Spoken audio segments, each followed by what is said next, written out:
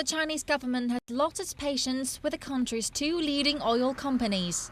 China's Ministry of Environmental Protection revealed the emission results of 8 state-owned energy companies, including China's two largest oil companies, the China National Petroleum Corporation, or CPNC, and the China Petrochemical Corporation, known as Sinopec.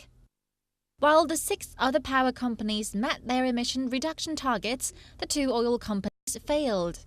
And the ministry says these 2 companies are the major producers of smog. The 2 oil companies emit large amounts of pollutants during production, including sulfur dioxide, nitrogen oxide, smoke, and volatile organic compounds. These together trigger smog in the big cities.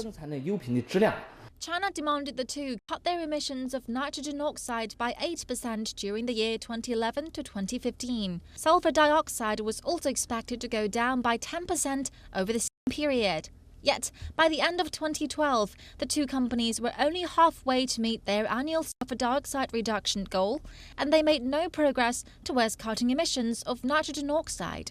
In fact, emissions of that chemical increased. The Chinese government has responded by suspending all further refinery projects until the 2 companies clean up their acts.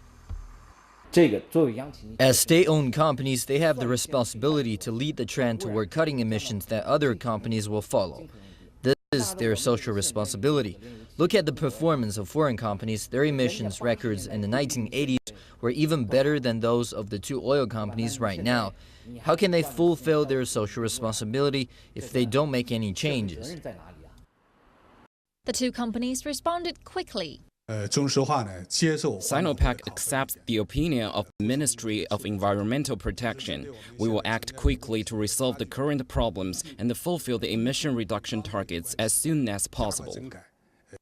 The other company, the China National Petroleum Corporation, also issued a written statement saying they will urge the refineries to correct their mistakes and supervise their emissions-cutting project.